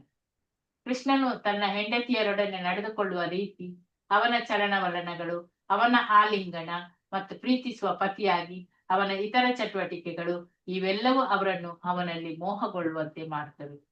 ಇದೇ ಬದುಕಿನ ಪರಮ ಪರಿಪೂರ್ಣತೆ. ಯಾರಾದ್ರೂ ಸದಾ ಕೃಷ್ಣನಲ್ಲಿ ಪ್ರೀತಿಯಿಂದ ಇದ್ರೆ ಅವನು ಮುಕ್ತನಾಗ್ತಾನೆ ಮತ್ತು ಅವನ ಬದುಕು ಸಾರ್ಥಕವಾಯಿತು ಎಂದು ಭಾವಿಸಬೇಕು. ಅತ್ಯಂತ ಮನಪೂರ್ವಕವಾಗಿ ಯಾರೇ ಕೃಷ್ಣನನ್ನು ಪ್ರೀತಿಸ್ಲಿ, ಅವನಲ್ಲಿ ಕೃಷ್ಣನು ಎಷ್ಟು ಪ್ರೀತಿಯನ್ನು ತೋರುತ್ತಾನೆಂದರೆ ಭಕ್ತನು ಕೃಷ್ಣನಿಂದ ವಿಮುಖನಾಗುವುದು ಸಾಧ್ಯವೇ ಇಲ್ಲ. ಕೃಷ್ಣ ಮತ್ತು ಅವನ ಭಕ್ತರ ಪರಸ್ಪರ ನಡವಳಿಕೆಯು ಎಷ್ಟು ಆಕರ್ಷಕವಾಗಿರುತ್ತದೆ ಎಂದರೆ ಭಕ್ತನು ಕೃಷ್ಣನನ್ನು ಬಿಟ್ಟು ಬೇರೆ ಏನನ್ನು ಕೂಡ ಯೋಚಿಸ್ಲಿಕ್ಕೆ ಸಾಧ್ಯವೇ ಇಲ್ಲ. ಹರೇ ಕೃಷ್ಣ. ಓದಿ ಮಾತಾಜಿ. ಹರೇ ಕೃಷ್ಣ. ರತ್ನ ಮಾತಾಜಿ ಓದ್ತಿಲ್ಲ ಮಾತಾಜಿ. ರತ್ನ ಮಾತಾಜಿ. ಶಾಂತಿ ರೂಪಿಣಿ ಮಾತಾಜಿ ಓದ್ತಿಲ್ಲ ಮಾತಾಜಿ. ಹರೇ ಕೃಷ್ಣ. ಶಾಂತಿ ರೂಪಿಣಿ ಮಾತಾಜಿ. ಹರೇ ಕೃಷ್ಣ ಮಾತಾಜಿ. ನಾನು ಓದ್ಲಾ ಮಾತಾಜಿ? ನಂದಿನಿ ಮಾತಾಜಿ ಓದಿ ಮಾತಾಜಿ. ರಾಣಿಯರಿಗೆ ಕೃಷ್ಣನೊಬ್ಬನೇ ಆರಾಧ್ಯ ಗುರಿ. ಕಮಲ ನಯನನು ಸುಂದರ ಶ್ಯಾಮಲ ವರ್ಣನೂ ಆದ ದೇವೋತ್ತಮ ಪರಮಪುರುಷನಾದ ಕೃಷ್ಣನ ಯೋಚನೆಯಲ್ಲಿಯೇ ಅವರು ಸದಾ ಮಗ್ನರಾಗಿರುತ್ತಿದ್ದರು. ಕೆಲವೊಮ್ಮೆ ಕೃಷ್ಣನ ಯೋಚನೆಯಲ್ಲಿ ಅವರು ಮೌನವಾಗಿರುತ್ತಿದ್ದರು ಭಾವ. ಅನುಭವಗಳ ನಂದನದಲ್ಲಿ ಅವರು ಒಮ್ಮೊಮ್ಮೆ ಉನ್ಮಾದ ಸ್ಥಿತಿಯಲ್ಲಿ ಮಾತನಾಡುತ್ತಿದ್ದರು. ಕೆಲವೊಮ್ಮೆ ಕೃಷ್ಣನ ಸಮ್ಮುಖದಲ್ಲಿಯೇ ಅವರು ಅವನೊಡನೆ ಸರೋವರದಲ್ಲಿಯಾಗಲಿ ನದಿಯಲ್ಲಾಗಲಿ ಸ್ಥಿತಿಸುತ್ತಿದ್ದುದನ್ನು ವಿವರವಾಗಿ ಬಣ್ಣಿಸುತ್ತಿದ್ದರು. ಇಂತಹ ಕೆಲವು ಮಾತುಗಳನ್ನು ಇಲ್ಲಿ ಹೇಳಬಹುದು. ಒಬ್ಬ ರಾಣಿಯು ಕುರರಿ ಪಕ್ಷಿಗೆ ಹೀಗೆಂದಳು: ಪ್ರಿಯ ಕುರರಿ, ಈಗ ರಾತ್ರಿ ಬಹಳ ವೇಳೆಯಾಗಿದೆ. ಎಲ್ಲ ನಿದ್ರೆ ಮಾಡುತ್ತಿದ್ದಾರೆ. ಇಡೀ ಜಗತ್ತು ಶಾಂತವಾಗಿದೆ ಮತ್ತು ನಿಶ್ಶಬ್ದವಾಗಿದೆ. ಈ ಹೊತ್ತಿನಲ್ಲಿ ಯಾವ ಆಗು ಹೋಗುಗಳಿಂದಲೂ ದೇವೋತ್ತಮ ಪರಮಪುರುಷನ ತಿಳುವಳಿಕೆಯು ಕಲಕದಿದ್ದರೂ ಅವನು ನಿದ್ರೆ ಮಾಡುತ್ತಿದ್ದಾನೆ. ನೀನೇಕೆ ನಿದ್ರೆ ಮಾಡುತ್ತಿಲ್ಲ? ಇಡೀ ರಾತ್ರಿ ನೀನೇಕೆ ದುಃಖಿಸುತ್ತಿದ್ದೀಯೆ? ಗೆಳತಿ, ದೇವೋತ್ತಮ ಪರಮ ಪುರುಷನ ಕಮಲ ನಯನಗಳಿಂದ ಮತ್ತು ಅವನ ಆಕರ್ಷಕ ಮಾತುಗಳಿಂದ ನನ್ನಂತೆಯೇ ನೀನು ಆಕರ್ಷಣೆಗೊಂಡಿದ್ದೀಯಾ? ದೇವೋತ್ತಮ ಪರಮ ಪುರುಷನ ಈ ರೀತಿಗಳು ನನ್ನ ಹೃದಯವನ್ನು ನೋಯಿಸುವಂತೆಯೇ ನಿನ್ನ ಹೃದಯವನ್ನು ನೋಯಿಸುತ್ತಿವೆ. ಓದ್ಲಾ ಮಾತಾಜಿ ಮುಂದಕ್ಕೆ? ಓದಿ ಮಾತಾಜಿ. ಚಕ್ರವಾಗಿ ನೀನೇಕೆ ಕಣ್ಣುಗಳನ್ನು ಮುಚ್ಚಿಕೊಂಡಿದ್ದೀಯೇ? ಬೇರೆ ದೇಶಕ್ಕೆ ಹೋಗಿರಬಹುದಾದ ನಿನ್ನ ಗಂಡನಿಗಾಗಿ ಹುಡುಕುತ್ತಿರುವೆಯಾ? ಇಷ್ಟು ದಯಾನೀಯವಾಗಿ ನೀನು ಏಕೆ ದುಃಖಿಸುತ್ತಿರುವೆ? ಅಯ್ಯೋ, ನಿನಗೆ ತುಂಬಾ ದುಃಖವಾಗಿರಬೇಕೆಂದು ಕಾಣುತ್ತದೆ. ಅಥವಾ ನೀನು ದೇವೋತ್ತಮ ಪರಮಪುರುಷನ ನಿರಂತರ ಸೇವಕಿಯಾಗಲು ಬಯಸುತ್ತಿರುವೆಯೋ? ಪ್ರಭುವಿನ ಚರಣಕಮಲಗಳಿಗೆ ಹೂಮಾಲೆಯನ್ನರ್ಪಿಸಿ ಅದನ್ನು ನಿನ್ನ ಕೂದಲಲ್ಲಿ ಧರಿಸಿಕೊಳ್ಳಲು ಕಾತರವಾಗಿದ್ದೀಯೇ ಎಂದು ನನಗೆ ತೋರುತ್ತದೆ. ಧನ್ಯವಾದಗಳು ಮಾತಾಜಿ. ಧನ್ಯವಾದಗಳು ಮಾತಾಜಿ. ಶಾಂತಿ ರೂಪಿಣಿ ಮಾತಾಜಿ ಓದ್ತಿರುವ ಮಾತಾಜಿ. ಶಾಂತಿ ರೂಪಿಣಿ ಮಾತಾಜಿ. ರತ್ನಾ ಮಾತಾಜಿ. ನಾನು ಓದ್ಲಾ ಮಾತಾಜಿ? ಮಂಜುಳಾ ಸುರೇಶ್ ಮಾತಾಜಿ. ಯಾವ್ದು? ನಾನೇ ಓದ್ತೇನೆ ಮಾತಾಜಿ. ಹರೇ ಕೃಷ್ಣ. ಪ್ರಿಯ ಸಾಗರವೇ, ಹಗಲು ರಾತ್ರಿ ನೀನೇಕೆ ಗರ್ಜಿಸುತ್ತಿರುವೆ? ನಿದ್ರಿಸುವುದು ನಿನಗೆ ಬೇಡವೇ? ನಿನ್ನನ್ನು ಅನಿದ್ರಾ ರೋಗವು ಕಾಡುತ್ತಿದೆ ಎಂದು ಕಾಣುತ್ತದೆ. ಇಲ್ಲವಾದರೆ ನನ್ನ ಯೋಚನೆಯು ತಪ್ಪಿದ್ದರೆ ನಿನ್ನ ಸಹಜ ಗುಣಗಳಾದ ಗಾಂಭೀರ್ಯವನ್ನು ಸಹನೆಯನ್ನು ನನ್ನ ಪ್ರಿಯ ಶ್ಯಾಮಸುಂದರನನ್ನು ಬುದ್ಧಿವಂತಿಕೆಯಿಂದ ತೆಗೆದುಕೊಂಡು ಬಿಟ್ಟಿದ್ದಾನೆ. ಈ ಕಾರಣಕ್ಕಾಗಿಯೇ ನನ್ನಂತೆಯೇ ನೀನು ಅನಿರಾದ್ರ ರೋಗದಿಂದ ಬಳಲುತ್ತಿರುವೆಯಾ? ಈ ರೋಗಕ್ಕೆ ಮದ್ದೇ ಇಲ್ಲ ಎಂದು ನಾನು ಒಪ್ಪಿಕೊಳ್ಳುತ್ತೇನೆ. ಪ್ರಿಯ ಚಂದ್ರ, ನಿನಗೆ ತೀವ್ರವಾದ ಕ್ಷಯರೋಗ ಬಂದಿದೆ ಎಂದು ನನಗೆ ತೋರುತ್ತದೆ. ಆ ಕಾರಣದಿಂದಲೇ ನೀನು ದಿನಕ್ಕೆ ಕೃಶವಾಗುತ್ತಿದ್ದೀಯೇ. ಪ್ರಭು, ನೀನೀಗ ಎಷ್ಟು ದುರ್ಬಲನಾಗಿದ್ದೀ ಎಂದರೆ ರಾತ್ರಿಯ ಕತ್ತಲನ್ನು ನಿನ್ನ ಕಿರಣಗಳು ಚದುರಿಸಲಾರವು. ಅಥವಾ ನನ್ನ ಹಾಗೆಯೇ ನೀನು ನನ್ನ ಪ್ರಭು ಶ್ಯಾಮಸುಂದರನ ನಿಗೂಢ ಮಧುರ ವಾಕ್ಯಗಳಿಂದ ಅತ್ಯಂತ ಬೆರಗಾಗಿದ್ದೀಯೇ. ಈ ತಲ್ಲಣದಿಂದ ನೀನು ಇಷ್ಟು ಗಂಭೀರವಾಗಿದ್ದೀಯೇ ಎನ್ನುವುದು ನಿಜವೇ? ಓ ಹಿಮ ಪರ್ವತದ ತಂಗಾಳಿಯೇ, ಕೃಷ್ಣನನ್ನು ಕಾಣುವ ಕಾಮದ ಬಯಕೆಯನ್ನು ನನ್ನಲ್ಲಿ ಇಷ್ಟು ಉದ್ರೇಕಿಸಿದ್ದೀಯೇ. ನಾನು ನಿನಗೆ ಏನು ಮಾಡಿದ್ದೇನೆ? ದೇವೋತ್ತಮ ಪರಮಪುರುಷ ವಕ್ರ ರೀತಿಯಿಂದ ಆಗಲೇ ನನ್ನ ಮನಸ್ಸಿಗೆ ಗಾಯವಾಗಿದೆ ಎಂದು ನಿನಗೆ ತಿಳಿದಿದೆಯೇ? ಪ್ರಿಯ ಹಿಮ ಪರ್ವತದ ತಂಗಾಳಿಯೇ, ಆಗಲೇ ನನಗೆ ಪೆಟ್ಟು ಬಿದ್ದಿದೆ ಎನ್ನುವುದು ತಿಳಿದುಕೋ. ನನ್ನನ್ನು ಮತ್ತೆ ಮತ್ತೆ ಗಾಯಗೊಳಿಸಲು ಕಾರಣವೇ ಇಲ್ಲ. ಸುಂದರ ಮೇಘನೆ, ನಿನ್ನ ಸುಂದರ ದೇಹವು ಬಣ್ಣವು ನನ್ನ ಪ್ರಿಯತಮ ಶ್ಯಾಮಸುಂದರನ ದೇಹದ ಬಣ್ಣವನ್ನೇ ಹೋಲುತ್ತದೆ. ಆದುದರಿಂದ ಯದುವಂಶ ತಿಲಕನಾದ ನನ್ನ ಪ್ರಭುವಿಗೆ ನಿನ್ನಲ್ಲಿ ಬಹುಪ್ರೀತಿ ಎಂದು ಭಾವಿಸಿದ್ದೇನೆ. ಅವನಿಗೆ ನನ್ನಲ್ಲಿರುವಂತೆಯೇ ನಿನ್ನಲ್ಲಿ ಬಹುಪ್ರೀತಿ ಇರುವುದರಿಂದ ನೀನು ಧ್ಯಾನಮಗ್ನನಾಗಿದ್ದೀಯೇ. ಶ್ಯಾಮಸುಂದರನಿಗಾಗಿ ನಿನ್ನ ಹೃದಯವು ತಪಿಸುತ್ತಿದೆ ಎನ್ನುವುದನ್ನು ನಾನು ಅರ್ಥ ಮಾಡಿಕೊಳ್ಳಬಲ್ಲೆ. ಅವನನ್ನು ಕಾಣಲು ನಿನಗೆ ಅತ್ಯಂತ ಕಾತರವಿದ್ದಂತೆ ಕಾಣುತ್ತದೆ. ಆ ಕಾರಣದಿಂದಲೇ ನನ್ನ ಕಣ್ಣಿನಲ್ಲಿ ನೀರು ಸುರಿಯುವಂತೆಯೇ ನಿನ್ನ ಕಣ್ಣಿನಿಂದಲೂ ನೀರು ಸುರಿಯುತ್ತಿದೆ. ಪ್ರಿಯ ಶ್ಯಾಮ ಮೇಘವೇ, ಶ್ಯಾಮಸುಂದರನೊಡನೆ ಆತ್ಮೀಯ ಸಂಬಂಧವನ್ನು ಬೆಳೆಸುವುದೆಂದರೆ ಮನೆಯಲ್ಲಿ ನೆಮ್ಮದಿಯಾಗಿದ್ದ ನಾವು ಅನಗತ್ಯವಾಗಿ ಆತಂಕವನ್ನು ತಂದುಕೊಂಡಂತೆ ಎಂಬುದನ್ನು ನಾವು ಬಿಚ್ಚು ಮನಸ್ಸಿನಿಂದ ಒಪ್ಪಿಕೊಳ್ಳಬೇಕು. ಧನ್ಯವಾದಗಳು ಮಾತಾಜಿ. ಧನ್ಯವಾದ. Thank you Mataji. Thank you. Deeksha Gokavi Mataji ಓದಿ. ಮಾತಾಜಿ ಹೇಳುದಾ ಅಲ್ಲ ನಾಳೆ ವಿವರಿಸೋಣಮ್ಮ? ಓದ್ಲಿ ಅವತ್ತು? ಬೇಡ ಮಾತಾಜಿ, ವಿವರಿಸಿ ಮಾತಾಜಿ, ಎಕ್ಸ್ಪ್ಲೇನ್ ಮಾಡಿ ಅಲ್ವಾ ಮಾತಾಜಿ? ಹೌದು, ನೋಡೋಣ. ಅಲ್ಲಿ 50 ಆಯ್ತಲ್ಲ ಮಾತಾಜಿ? ಹಾ ಮಾತಾಜಿ, ಎಕ್ಸ್ಪ್ಲೇನ್ ಮಾಡಿ ಮಾತಾಜಿ. ರಾಣಿಯರಿಗೆ ಕೃಷ್ಣನೊಬ್ಬನೇ ಆರಾಧ್ಯ ಗುರಿ. ಕಮಲನಯನನು ಸುಂದರ ಶ್ಯಾಮಲವರ್ಣನು ಆದ ದೇವೋತ್ತಮ ಪರಮ ಪುರುಷನಾದ ಕೃಷ್ಣನ ಯೋಚನೆಯಲ್ಲೇ ಅವರು ಯಾವಾಗ್ಲೂ ಅದ್ರಲ್ಲೇ ಮಗ್ನರಾಗ್ತಿದ್ರು. ಕೆಲವೊಮ್ಮೆ ಅವರು ಕೃಷ್ಣನ ಯೋಚನೆಯಲ್ಲಿ ಮೌನವಾಗಿರುವಂತಹ ಭಾವ ಕೂಡ ಇತ್ತು. ಈ ಅನುಭವಗಳ ಮಹಾ ಆನಂದದಲ್ಲಿ ಅವರು ಒಮ್ಮೊಮ್ಮೆ ಉನ್ಮಾದ ಸ್ಥಿತಿಯಲ್ಲಿ ಮಾತನಾಡ್ತಿದ್ರು. ಕೆಲವೊಮ್ಮೆ ಕೃಷ್ಣನ ಸಮ್ಮುಖದಲ್ಲಿಯೇ ಅವರು ಅವನೊಡನೆ ಸರೋವರದಲ್ಲಿ ಆಗ್ಲಿ ಅಥವಾ ನದಿಯಲ್ಲಿ ಆಗ್ಲಿ ಸುಖಿಸುತ್ತಿದ್ದುದನ್ನು ಅವರು ವಿವರವಾಗಿ ಬಣ್ಣಿಸ್ತಿದ್ರು. ಇಂತಹ ಕೆಲವು ಮಾತುಗಳನ್ನು ಇಲ್ಲಿ ಕೇಳ್ಬಹುದು ನಾವು. ಒಬ್ಬ ರಾಣಿಯು ಕುರರಿ ಪಕ್ಷಿಗೆ ಏನ್ ಹೇಳ್ತಾಳೆ, ಪ್ರಿಯ ಕುರರಿ, ಈಗ ರಾತ್ರಿ ಬಹಳ ವೇಳೆಯಾಗಿದೆ, ಎಲ್ಲರೂ ನಿದ್ರೆ ಮಾಡ್ತಾ ಇದ್ದಾರೆ, ಇಡೀ ಜಗತ್ತು ಶಾಂತವಾಗಿದೆ, ನಿಶಬ್ದವಾಗಿದೆ. ಈ ಹೊತ್ತಿನಲ್ಲಿ ಯಾವ ಆಗು ಹೋಗುಗಳಿಂದಲೂ ದೇವೋತ್ತಮ ಪರಮ ಪುರುಷನ ತಿಳುವಳಿಕೆಯೇ ಇವು ಕಳಕದಿದ್ರು ಅವನು ನಿದ್ರೆ ಮಾಡ್ತಿದ್ದಾನೆ, ನೀನೇಕೆ ನಿದ್ರೆ ಮಾಡ್ತಿಲ್ಲ? ಇಡೀ ರಾತ್ರಿ ನೀನೇಕೆ ದುಃಖಿಸ್ತಾ ಇದ್ದೀಯಾ ಗೆಳತಿ? ದೇವೋತ್ತಮ ಪರಮ ಪುರುಷನ ಕಮಲ ನಯನಗಳಿಂದ ಮತ್ತು ಅವನ ಆಕರ್ಷಕ ಮಾತುಗಳಿಂದ ನನ್ನಂತೆಯೇ ನೀನು ಕೂಡ ಆಕರ್ಷಣೆಗೊಂಡಿದೀಯಾ? ದೇವೋತ್ತಮ ಪರಮ ಪುರುಷನ ಈ ರೀತಿಗಳು ನನ್ನ ಹೃದಯವನ್ನು ನೋಯಿಸುವಂತೆ ನಿನ್ನ ಹೃದಯವನ್ನು ಕೂಡ ನೋಯಿಸಿದೆಯಾ ಅಂತ ಕೇಳಿ. ನೆಕ್ಸ್ಟ್ ಇನ್ನು ಚಕ್ರವಾಕಿ, ಅದರಲ್ಲಿ ನೀನೇಕೆ ಕಣ್ಣುಗಳನ್ನು ಮುಚ್ಚಿಕೊಂಡಿದೀಯಾ? ಅದು ಒಂದು ಹಕ್ಕಿ ಕಣ್ಣು ಚಕ್ರವಾಕಿ. ನೀನು ಬೇರೆ ದೇಶಕ್ಕೆ ಹೋಗಿರಬಹುದಾದ ನಿನ್ನ ಗಂಡನಿಗಾಗಿ ಹುಡುಕುತ್ತಿರುವೆಯಾ? ಎಷ್ಟು ದಯಾನೀಯವಾಗಿ ನೀನು ಏಕೆ ದುಃಖಿಸ್ತಾ ಇರುವೆ? ಅಯ್ಯೋ, ನಿನಗೆ ತುಂಬಾ ದುಃಖವಾಗಿರಬೇಕೆಂದು ಕಾಣ್ತದೆ. ಅಥವಾ ನೀನು ದೇವೋತ್ತಮ ಪರಮ ಪುರುಷನ ನಿರಂತರ ಸೇವಕಿಯಾಗಿ ಬಯಸ್ತಾ ಇದ್ದೀಯಾ?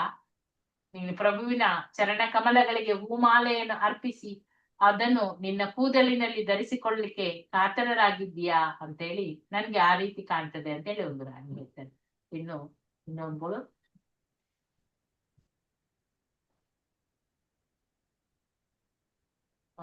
ಪ್ರಿಯ ಸಾಗರವೇ, ಹಗಲು ರಾತ್ರಿ ನೀನೇಕೆ ಗರ್ಜಿಸುತ್ತಾ ಇರುವೆ? ನಿದ್ರಿಸುವುದು ನಿನಗೆ ಬೇಡವಾ? ನಿನ್ನನ್ನು ಅನಿದ್ರಾ ರೋಗವು ಕಾಡ್ತಾ ಇದೆಯಾ? ಇಲ್ಲವಾದ್ರೆ ನನ್ನ ಯೋಚನೆಯು ತಪ್ಪಿಲ್ಲದಿದ್ರು ನಿನ್ನ ಸಹಜ ಗುಣಗಳಾದ ಗಾಂಭೀರ್ಯವನ್ನು, ಸಹನೆಯನ್ನು ನನ್ನ ಪ್ರಿಯನಾದ ಶ್ಯಾಮ ಸುಂದರನ ಆ ಬುದ್ಧಿವಂತಿಕೆಯಿಂದ ಅದನ್ನು ತೆಗೆದುಕೊಂಡು ಹೋಗಿದ್ದಾನ ಆತ. ಈ ಕಾರಣಕ್ಕಾಗಿ ನನ್ನಂತೆ ಕೂಡ ನೀನು ಕೂಡ ಆ ನಿದ್ರೆ ಇಲ್ಲದ ಅನಿದ್ರಾ ರೋಗದಿಂದ ಬಳಲುತ್ತಿರುವೆಯಾ? ಈ ರೋಗಕ್ಕೆ ಮದ್ದೆಂಬುದೇ ಇಲ್ಲ, ಅದನ್ನು ನಾನು ಒಪ್ಪಿಕೊಳ್ತೇನೆ ಅಂತೇಳಿ ರಾಣಿ ಹೇಳ್ತಾನೆ. ಪ್ರಿಯ ಚಂದ್ರ, ನಿನಗೆ ತೀವ್ರವಾದ ಕ್ಷಯರೋಗ ಬಂದಿದೆ ಅಂತ ನನಗೆ ಕಾಣ್ತದೆ. ಯಾಕಂದ್ರೆ ಈ ಕಾರಣದಲ್ಲಿ ನೀನು ದಿನ ದಿನಕ್ಕೆ ಕಡಿಮೆ ಆಗ್ತಾ ಕೃಶವಾಗ್ತೀಯಾ ಇದ್ದೀಯಾ? ಪ್ರಭು, ನೀನೀಗ ಎಷ್ಟು ದುರ್ಬಲನಾಗಿದ್ದೀ ಎಂದ್ರೆ ರಾತ್ರಿಯ ಕತ್ತಲನ್ನು ನಿನ್ನ ಕಿರಣಗಳು ಚದುರಿಸ್ಲಿಕ್ಕೆ ಆಗೋದಿಲ್ಲ. ಅಥವಾ ನನ್ನ ಹಾಗೆ ನೀನು ಕೂಡ ನನ್ನ ಪ್ರಭು ಶ್ಯಾಮಸುಂದರನ ನಿಗೂಢ ಮಧುರ ವಾಕ್ಯಗಳಿಂದ ಅತ್ಯಂತ ಬೆರಗಾಗಿದ್ದೀಯಾ? ಈ ತಲ್ಲಣದಿಂದ ನೀನು ಎಷ್ಟು ಗಂಭೀರವಾಗಿದ್ದೀಯಾ ಎನ್ನುವುದು ನಿಜವೇ ಅಂತ ಹೇಳಿ. ಓ ಹಿಮ ಪರ್ವತದ ತಂಗಾಳಿ, ಕೃಷ್ಣನನ್ನು ಕಾಣುವ ಆ ಕಾಮದ ಬಯಕೆಯನ್ನು ನನ್ನಲ್ಲಿ ಇಷ್ಟು ಉದ್ರೇಕಿಸುತ್ತಿದ್ದೀಯಾ? ನಾನು ನಿನಗೆ ಏನು ಮಾಡಿದ್ದೇನೆ ಅಂತ ಹೇಳಿ ಆ ಪರ್ವತಕ್ಕೆ. ದೇವೋತ್ತಮ ಪರಮ ಪುರುಷನ ವಕ್ರ ರೀತಿಯಿಂದ ಆಗಲೇ ನನ್ನ ಮನಸ್ಸಿಗೆ ತುಂಬಾ ಗಾಯವಾಗಿದೆ ಅಂತ ನಿನ್ಗೆ ಗೊತ್ತಿದೆ. ಪ್ರಿಯ ಹಿಮ ಪರ್ವತದ ತಂಗಾಳಿಯೇ, ಆಗಲೇ ನನಗೆ ಪೆಟ್ಟು ಬಿದ್ದಿದೆ ಎನ್ನುವುದನ್ನು ತಿಳಿದುಕೋ. ನನ್ನನ್ನು ಮತ್ತೆ ಮತ್ತೆ ಗಾಯಗೊಳಿಸ್ಲಿಕ್ಕೆ ಕಾರಣವೇ ಇಲ್ಲ. ಸುಂದರ ಮೇಘನೆ, ನಿನ್ನ ಸುಂದರ ದೇಹದ ಬಣ್ಣವು ನಿನ್ನ ಪ್ರಿಯತಮ ಶ್ಯಾಮ ಸುಂದರನ ದೇಹದ ಬಣ್ಣವನ್ನೇ ಹೋಲ್ತದೆ. ಆದುದರಿಂದ ಯದುವಂಶ ತಿಲಕನಾದ ನನ್ನ ಪ್ರಭುವಿಗೆ ನಿನ್ನಲ್ಲಿ ಬಹು ಪ್ರೀತಿ ಎಂದು ಭಾವಿಸಿದ್ದೇನೆ. ಅವನಿಗೆ ನನ್ನಲ್ಲಿ ಇರುವಂತೆಯೇ ನಿನ್ನಲ್ಲಿ ಕೂಡ ಬಹು ಪ್ರೀತಿ ಇರುವುದರಿಂದ ನೀನು ಧ್ಯಾನ ಮಗ್ನನಾಗಿ ಇದ್ದೀಯಾ. ಶ್ಯಾಮ ಸುಂದರನಿಗಾಗಿ ನಿನ್ನ ಹೃದಯ ತಪಿಸ್ತಾ ಇದೆ ಎನ್ನುವುದನ್ನು ನಾನು ಅರ್ಥ ಮಾಡಿಕೊಳ್ಳಬಲ್ಲೆ. ಅವನನ್ನು ಕಾಣಲು ನಿನಗೆ ಅತ್ಯಂತ ಕಾತರವಿದ್ದಂತೆ ನನಗೆ ಕಾಣ್ತದೆ.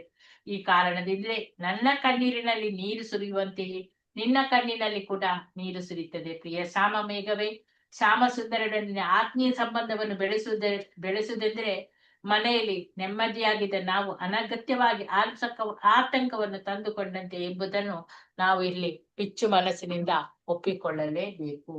ಹರೇ ಕೃಷ್ಣ. ಇನ್ನು 4 ನಿಮಿಷ ಇದೆ, 1-2 ಪ್ಯಾರ ಓದ್ಬೋದು. ಓದಿ.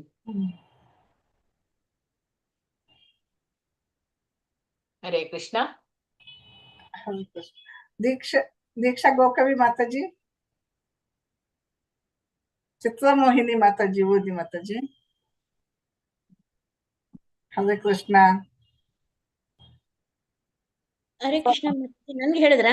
ಹಾ ಮಾತಾಜಿ ಓದಿ ಮಾತಾಜಿ. ಒಂದ್ ನಿಮಿಷ ಮಾತಾಜಿ, ಸ್ಕ್ರೀನ್ ಇದ್ ಮಾಡ್ಕೋತೀನಿ.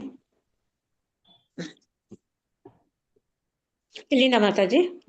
ಸಾಮಾನ್ಯವಾಗಿ ಕೋಗಿಲೆಯು ರಾತ್ರಿಯ ಕೊನೆಯಲ್ಲಿ ಅಥವಾ ಬೆಳಗಿನ ಜಾವದಲ್ಲಿ ಹಾಡುತ್ತದೆ. ರಾತ್ರಿಯ ಅಂತ್ಯದಲ್ಲಿ ರಾಣಿಯರು ಅದರ ಗಾನವನ್ನು ಕೇಳಿದಾಗ ಹೀಗೆಂದರು, ಪ್ರಿಯ ಕೋಗಿಲೆಯೇ, ನಿನ್ನ ಸ್ವರವು ಬಹು ಇಂಪಾಗಿದೆ. ನೀನು ನಿನ್ನ ಮಧುರ ಗಾನವನ್ನು ಪ್ರಾರಂಭಿಸುತ್ತಲೇ ನಮಗೆ ಶ್ಯಾಮ ಸುಂದರನ ನೆನಪು ಬರುತ್ತದೆ, ಏಕೆಂದರೆ ನಿನ್ನ ಧ್ವನಿಯು ಅವನ ಧ್ವನಿಯಂತೆಯೇ ಇದೆ. ನಿನ್ನ ಧ್ವನಿಯಲ್ಲಿ ಅಮೃತವು ತುಂಬಿದೆ ಎಂದು ನಾವು ಒಪ್ಪಿಕೊಳ್ಳಬೇಕು.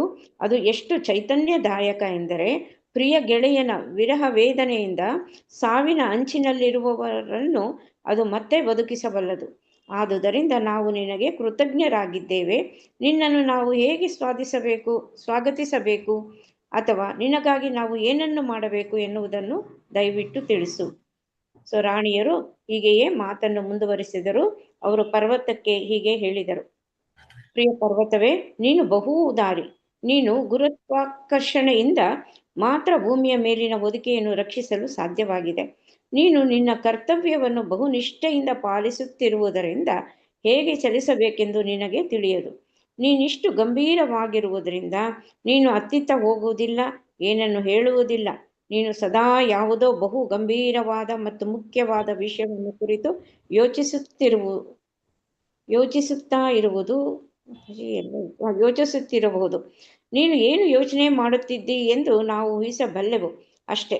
ಶ್ಯಾಮ ಸುಂದರನ ಚರಣ ಕಮಲಗಳನ್ನು ನಮ್ಮ ಉನ್ನತ ಸ್ತನಗಳ ಮೇಲೆ ಇರಿಸಿಕೊಳ್ಳಬೇಕೆಂದು ನಾವು ಬಯಸುವಂತೆಯೇ ಅವುಗಳನ್ನು ನಿನ್ನ ಉನ್ನತ ಶಿಖರಗಳ ಮೇಲೆ ಇರಿಸಿಕೊಳ್ಳಬೇಕೆಂದು ನೀನೂ ಯೋಚಿಸುತ್ತಿದ್ದೀಯೆ ಎಂದು ನಮಗೆ ಖಂಡಿತವಾಗಿಯೂ ತಿಳಿದಿದೆ. ಪ್ರಿಯ ಬತ್ತಿದ ನದಿಗಳೇ, ಈಗ ಬೇಸಿಗೆಯಾದ್ದರಿಂದ ನದಿ ಪಾತ್ರಗಳು ಒಣಗಿವೆ. ನಿಮ್ಮಲ್ಲಿ ನೀರು ಇಲ್ಲ ಎಂದು ನಮಗೆ ತಿಳಿದಿದೆ. ನಿಮ್ಮ ನೀರೆಲ್ಲ ಬತ್ತಿ ಹೋಗಿರುವುದರಿಂದ ನಿಮಗೆ ಅರಳುತ್ತಿರುವ ಕಮಲದ ಹೂಗಳ ಅಲಂಕಾರವಿಲ್ಲ. ಈ ಗಳಿಗೆಯಲ್ಲಿ ನೀವು ಬಹು ಕೃಶರಾಗಿ ಕಾಣುತ್ತೀರಿ. ಆದುದರಿಂದ ನಿಮ್ಮ ಸ್ಥಿತಿಯು ನಮ್ಮ ಸ್ಥಿತಿಯಂತೆಯೇ ಇದೆ ಎಂದು ನಾವು ತಿಳಿಯಬಲ್ಲೆವು. ಶ್ಯಾಮ ಸುಂದರನ ವಿರಹದಿಂದ ನಾವು ಎಲ್ಲವನ್ನು ಕಳೆದುಕೊಂಡಿದ್ದೇವೆ. ಅವನ ಸವಿ ಮಾತುಗಳನ್ನು ನಾವು ಕೇಳುತ್ತಿಲ್ಲ. ನಮ್ಮ ಹೃದಯಗಳು ಸರಿಯಾಗಿ ಕೆಲಸ ಮಾಡುತ್ತಿಲ್ಲ. ಆದುದರಿಂದ ನಾವು ಕೃಶವಾಗಿದ್ದೇವೆ. ನೀವು ನಮ್ಮಂತೆ ಇದ್ದೀರಿ ಎಂದು ನಾವು ಭಾವಿಸುತ್ತೇವೆ. ನಿಮ್ಮ ಪತಿಯಾದ ಸಾಗರನಿಂದ ಮೇಘಗಳ ಮೂಲಕ ನಿಮಗೆ ನೀರು ಬರುತ್ತಿಲ್ಲ. ಆದುದರಿಂದ ಕೃಶವಾಗಿದ್ದೀರಿ. ರಾಣಿಯರು ಕೊಟ್ಟ ಉಪಮಾನವು ಬಹು ಉಚಿತವಾಗಿದೆ. ಮೋಡಗಳ ಮೂಲಕ ಸಾಗರವು ನೀರನ್ನು ತಂದು ಕೊಡದಿದ್ದರೆ ನದಿಯ ಪಾತ್ರಗಳು ಒಣಗುತ್ತವೆ. ಸಾಗರವು ನದಿಯ ಪತಿ, ಆದ್ದರಿಂದ ಅವಳ ಪಾಲನೆ ಅವನ ಕರ್ತವ್ಯ ಎಂದು ಭಾವಿಸುತ್ತಾರೆ. ಪತಿಯು ಸ್ತ್ರೀಗೆ ಜೀವನದ ಅಗತ್ಯಗಳನ್ನು ತಂದು ಕೊಡದಿದ್ದರೆ ಅವಳು ಬತ್ತಿದ ನದಿಯಂತೆ ಒಣಗಿ ಹೋಗುತ್ತಾಳೆ. ಧನ್ಯವಾದಗಳು ಮಾತಾಜಿ. ಹರೇ ಕೃಷ್ಣ ಮಾತಾಜಿ. ಹರೇ ಕೃಷ್ಣ. ಟೈಮ್ ಆಯ್ತಲ್ಲ ಮಾತಾಜಿ? ಹೇಳುದಾ ಅಲ್ಲ ಟೈಮ್ ಆಗಿದೆ ಮಾತಾಜಿ. ಅದೇ ನಾಳೆ ವಿವರಿಸೋಣ. ಇದೆ ಅಲ್ಲ ಟೈಮ್. ಹರೇ ಕೃಷ್ಣ ಮಾತಾಜಿ. ಹರೇ ಕೃಷ್ಣ ಮಾತಾಜಿ, ಇದು ಕುರರಿ ಪಕ್ಷಿ ಅಂದ್ರೆ ಯಾವ ಪಕ್ಷಿ ಮಾತಾಜಿ? ನಮಗೂ ಗೊತ್ತಿಲ್ಲ, ನೀವೇ ಹೇಳಿ. ಯಾರಿಗೆ ಗೊತ್ತಿದೆ ಹೇಳಿ. ನನಗಂತೂ ಗೊತ್ತಿಲ್ಲ ಮಾತಾಜಿ. ಕುರಾರಿ ಪಕ್ಷಿ ಯಾವ್ದಾದ್ರೂ ಒಂದು ಫಸ್ಟ್ ಇರ್ಬೋದು.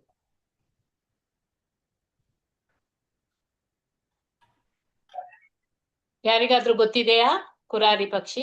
ಚಿತ್ರಮೋಹಿನಿ ಮಾತಾಜಿ? ಇಲ್ಲ, ಯಾರಿಗೂ ಗೊತ್ತಿಲ್ಲ.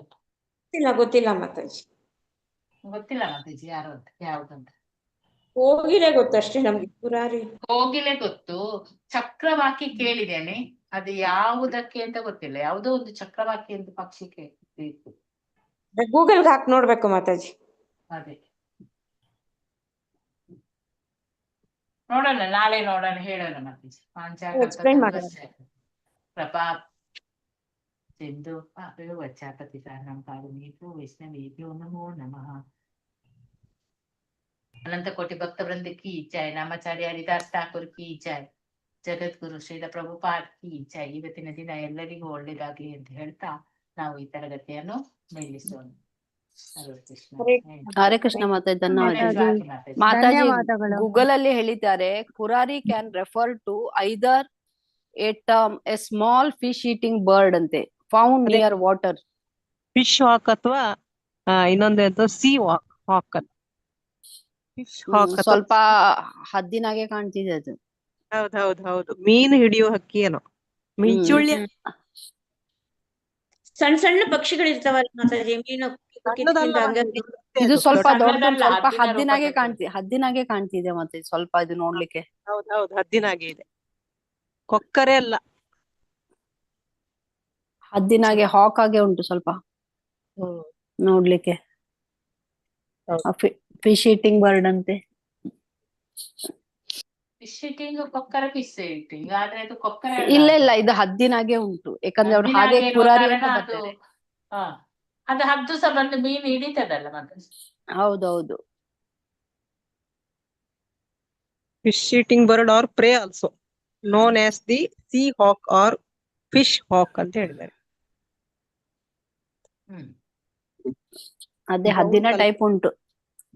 ಬ್ರೌನ್ ಕಲರ್ ಅಂತ ಕೊಟ್ಟಿದ್ದಾರೆ, ಗ್ರೇಯಿಶ್ ವೈಟ್. ಹಾಕಿದಾರಲ್ಲ ಕೆಳಗೆ ನೋಡಿದ್ರ ಮಾತಾಜಿ? ಆಸ್ಪ್ರೇ ಅಂತ ಚಕ್ರವಾಕಿ ಹಾಕಿದ್ದಾರೆ. ನೋಡಿ, ಆಸ್ಪ್ರೇ ಚಕ್ರವಾಕಿ ನೋಡಿ.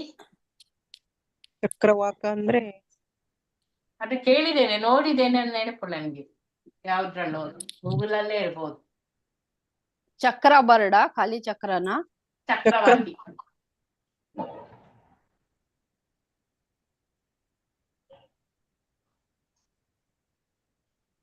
ಇದು ಚಂದ ಇದೆ ಚಕ್ರವಾಕ. ಹೌದೌದು, ಚಕ್ರ ಚಕ್ರ ತರ ಪಿಕ್ಚರ್ ಅದ್ರದ್ದು ಏನೋ ಇರ್ಬೇಕು. ಅದು ಬಾತ್ಕೋಳಿ ಆಗಿದೆ ಮಾತಾಜಿ.